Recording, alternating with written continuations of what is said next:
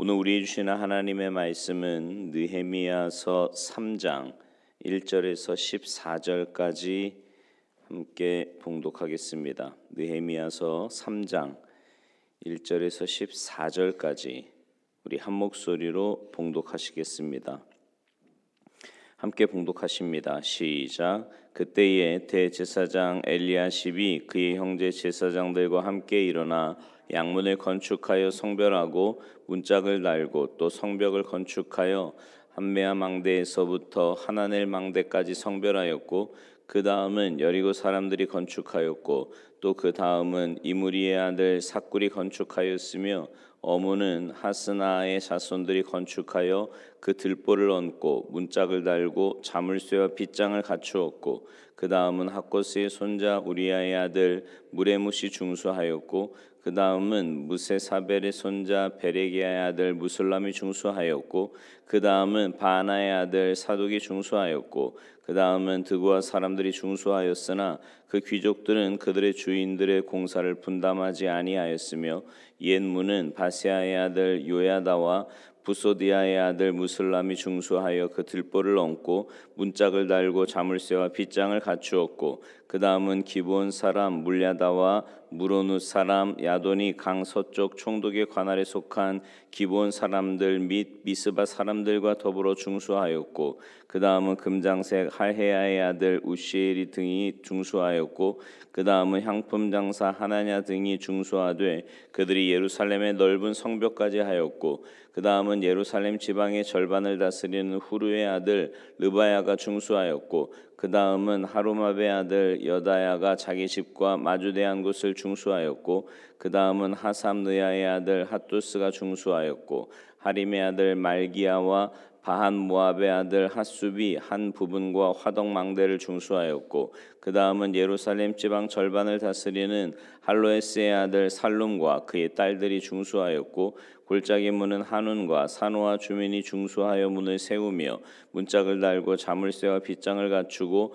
또 분문까지 성벽 1000규빗을 중수하였고 분문은 베타게렘 지방을 다스리는 레갑의 아들 말기야가 중수하여 문을 세우며 문짝을 달고 자물쇠와 빗장을 갖추었고 아멘. 할렐루야. 오늘 본문 말씀에 보면 예루살렘 성벽과 성문을 건축하는 일에 수고한 사람들의 명단을 일일이 쭉 기록하고 있음을 봅니다.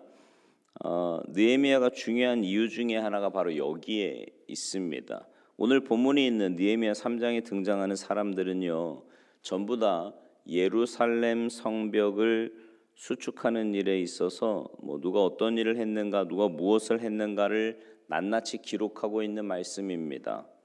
성문은 히스기야의 자손들이 건축하여 그 들보를 얹었다는 등, 문짝을 달고 자물쇠와 빗장을 갖추었다는 등, 그 다음은 누구의 손자, 누구의 아들, 누구가 준수를 하였고, 그 다음은 누가 어떤 일을 했고, 이 모든 것을 우리가 지금 읽었듯이 쭉 기록하고 있는 것을 보게 됩니다. 예수님 말씀에 내 왼손이 하는 것을 오른손이 모르게 하라고 말씀하셨지만 그것은 사람들에게 보이기 위한 선한 일을 하지 말라는 뜻이지 사람의 수고를 기억하거나 알아줄 필요가 없다는 말씀을 하신 것은 아닙니다. 오히려 하나님 나라의 일은 어느 한 사람, 어느 한 탁월한 인물의 노력으로 이루어지는 것이 아니고요. 어떤 한 사람의 영광을 위해 나머지 사람들이 수고하는 것도 아니고요. 여러 사람들, 여러 믿음의 사람들이 십시일반으로 힘을 모아서 같은 목적을 위해 함께 수고함으로 이루어지는 겁니다. 느헤미야처럼 사람들을 독려하고 비전을 제시할 지도자가 필요하기도 하지만 그렇다고 느헤미야 혼자 이 모든 성벽을 쌓을 수 있는 것이 아니고요. 이 모든 사람들이 그 말씀을 듣고 믿고 거기에서 용기를 얻고 그래서 한 마음으로 수고하고 협조해야 이루어질 수 있었던 것이고요. 그렇기 때문에 느헤미야의 일만을 성경이 기록한 것이 아니고 이 모든 사람들의 이름을 일일이 다 거명해서 기록한 겁니다. 사도 바울이 고린도 후서에서 말하기를 너희가 우리의 편지다 이렇게 말씀했거든요. 고린도 성도들을 가리키면서 너희가 우리의 편지다라고 한 말은 너희가 우리의 열매들이다 이런 뜻이기도 하거든요. 우리의 마음에 썼고 무사람이 알고 읽는 바라 성도들의 내면에 일어난 변화, 그들의 영적인 변화, 그들의 영적인 성장, 이것이 바울이 수고한 결과였고 하나님의 은혜다 이런 말입니다. 그런 의미로 너희는 우리의 편지다 이렇게 말한 거예요. 먹으로 쓴 것이 아니고 하나님의 영으로 쓴 것이요 돌 위에 쓴 것이 아니고 육의 신비에 한 것이라. 성도들의 내면에 일어난 변화, 사실 그것을 하나님 외에 누가 알겠습니까? 사람들의 마음속에 어떤 변화가 일어났는지 사람들이 그걸 다 어떻게 알 수 있겠냐고요. 그건 하나님만이 아시는 일이죠. 하나님께서 세상에서 하시는 일을 인간은 결코 다 파악할 수도 없고 알 수도 없습니다. 그렇기 때문에 하나님이 세상에서 하시는 일을 우리가 섣불리 과소평가해서는 안 돼요. 하나님이 하시는 일을 인간이 섣불리 이렇다 저렇다 말할 수 있는 것이 아닙니다.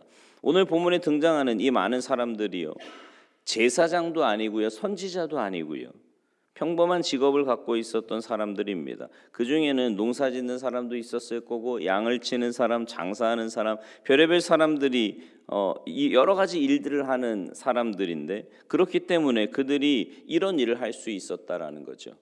느헤미야 한 사람이 할 수 있는 일이 아니에요. 느헤미야가 어디서 건축자재를 사오고 무슨 돈으로 벽돌을 사며 무슨 능력으로 이 일을 다 할 수 있겠습니까? 이 많은 사람들이 자기의 천직이 있고 자기의 수입이 있었기 때문에 그것으로 건축자재든 벽돌이든 이것이든 저것이든 기부할 수 있고 이 일에 유익하게 효과적으로 동참할 수 있었던 겁니다. 그렇지 않습니까?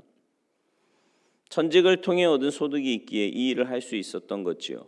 하나님 나라의 일은 어느 한 사람의 능력이나 실력이나 노력이나 헌신만으로 이루어지는 것이 아닙니다. 그 사실을 우리 모두가 잘 알아야 돼요. 교회를 처음 나오게 된 사람들의 대부분의 계기는요, 설교자의 설교 때문도 아니고요, 길거리에서 전도하는 전도 때문도 아닙니다. 대다수의 사람들은 누군가가 교회로 초청해 주었기 때문에 나오는 거예요. 여러분 그거 아시죠? 여러분은 그렇지 않았나요? 여러분 자신이 그것을 경험하지 않았냐고요. 교회를 나오게 된 직접적인 동기는 무슨 인터넷이나 TV나 서적이 아닙니다. 누군가 나에게 친절을 베풀어주는 사람이 교회로 초청해 주었기 때문에 교회의 발걸음을 내딛게 된 겁니다. 일반 성도들의 역할이 이처럼 중요한 거지요. 아마 사람들은 기억도 하지 않을 겁니다. 누가 누구를 초청했는지, 누가 누구를 교회로 인도했는지. 그러나 당사자는 알아요. 당사자는 기억을 합니다. 그때 그분이 우리 가족을 교회에 초청해 주어서 우리가 교회를 처음 나오기 시작했다라는 것을 압니다. 별거 아닌 것처럼 느껴질 수도 있지요. 사람이 사람에게 베풀 수 있는 가장 큰 사랑 중에 하나는 여러분 바로 구원의 길로 초청하는 거예요. 구원의 길로. 교회 같이 가자고 부르는 겁니다. 여러분 이것만큼 큰 사랑이 없어요. 신세를 지는 겁니다. 이거 정말 은인이에요. 은인. 생명의 은인입니다. 나중에 천국 가면 여러분이 전도한 그분들이 아마 여러분의 손을 꼭 잡고 그렇게 얘기하지 않겠어요? 당신이 아니었으면. 가끔 그런 고백하는 분들이 있거든요. 내가 예수 믿게 된, 그러니까 내가 제일 잘한 일이 이 사람을 만난 일이라는 거예요. 그래서 왜 그러냐 그랬더니 이 사람 덕분에 자기가 교회를 나오게 됐대요. 우리 교회도 그런 청년들 하나 지금 이렇게 새로 만나는 커플 중에서도 그런 커플이 있는데 자기가 제일 잘한 일이 이 사람을 만난 일이래요. 덕분에 교회를 나오게 됐대요. 평생 교회를 한 번도 안 나왔었는데. 과연 몇 명이나 자기 발로 자기 의지로 어떤 교회인 줄 알고 어디를 찾아가겠습니까? 누군가 같이 가자 불러줘야 되는 거거든요. 거의 강권적으로 이번 주일부터 갈 테니까 딴 생각하지 마라. 이건 강권이 아니고 사랑의 표현입니다. 사랑. 계시록 20장에 보면 천국에 생명책이 있고 또 다른 책이 있다고 했는데 생명책에는 구원받을 자의 이름이 적혀 있고요. 다른 책에는 사람들이 행한 일이 기록되어 있다고 했습니다. 좋은 일, 나쁜 일 다 기록되어 있겠죠. 근데 오늘 본문에 예루살렘의 성벽과 성문을 수축하는 일에 도움을 베풀었던 사람들의 명단을 기록한 거 보면 하나님 나라를 위해서 수고한 사람들의 이름을 하나님께서는 분명히 기록해 놓으실 겁니다. 여러분, 이 땅에서 주님의 몸된 교회를 위해서 또 주님의 나라를 위해서 수고한 모든 것들은 사람이 알아주지 않아도 개의치 신경 쓸 거 하나 없어요. 왜요? 분명히 하나님께서 거기에 다 기록해 놓으셨을 거거든요.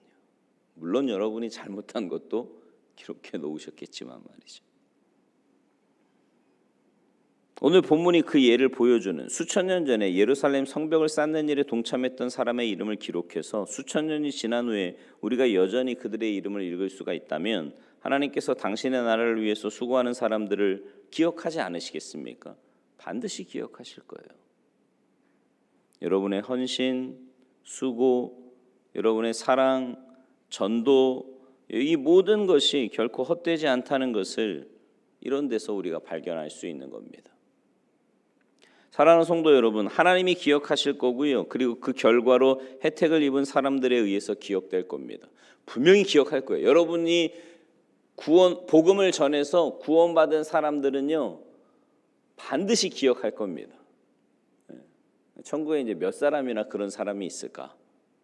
생각해요. 우리가 해마다 지금 전도 VIP 초청 예배, 전도 축제, 새생명 전도 축제 하는데 아마 그때마다 복음을 전해서 열매를 맺은 분들은 많은 분들이 천국에서 감사할 거예요.